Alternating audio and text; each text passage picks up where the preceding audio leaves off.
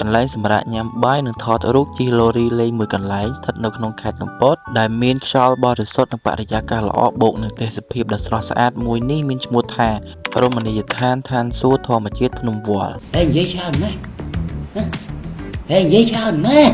នៅក្បាលវីដេអូមិញឡើងដូចអ្នកដើរ review អាជីពហ្មងបើជិលក្បាលវីដេអូយើងដើរ review ឥឡូវយើង review កន្លែងញ៉ាំបាយព្រឹកមួយកន្លែងហ្មងតានៅនេះនៅក្រោយសាលាចិនបាយសាច់ជ្រូកកន្លែងគាត់ជាតិសាហាវបើមិនជឿខ្ញុំជីទៅញ៉ាំខ្លួនឯងទៅហើយ location ចេះរកមើលខ្លួនឯងទៅមិនបាច់ខ្ញុំប្រាប់ទេធំអស់ហើយបាទហើយអានេះគឺជាផ្លូវធ្វើដំណើរទៅរមណីយដ្ឋានឋានសួគ៌ធម្មជាតិភ្នំវល់ហើយកុំជិះតាមខ្ញុំផ្លូវនេះខ្ញុំវែងទេព្រោះរសារជឿ location ផ្លូវកាត់មានណាកាត់មែនកាត់ភូមិកាត់ផ្ទះកាត់ព្រៃកាត់ចកាត្រែនទៀតវែងបនពេញហ្នឹងដាច់បាយដាច់ទឹកមួយឡាន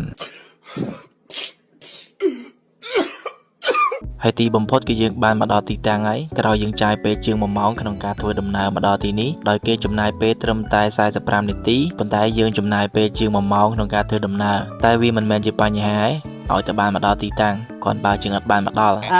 ហើយចាំមើលវាតទៅមុខទៀតវាយ៉ាងម៉េចហើយមកដល់ទីនេះវាមានអារម្មណ៍ថា fresh ព្រោះនៅជុំវិញនេះវាล้อមព័ទ្ធដោយភ្នំដែលបង្កើតទៅជាទេសភាពមួយដ៏អស្ចារ្យដែលយើងអាចចូលមកសម្រាប់ញ៉ាំបាយនិងថតរូបលេងបូករួមជាមួយនឹងការជិះឡូរីមើលទេសភាពអមជាមួយនឹងចំការចន្ទទីឈប់មើលជ្រូកព្រៃ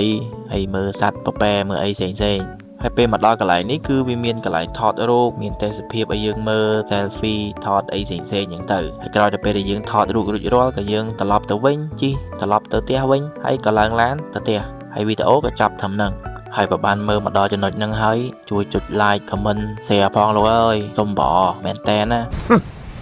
Thanks Love you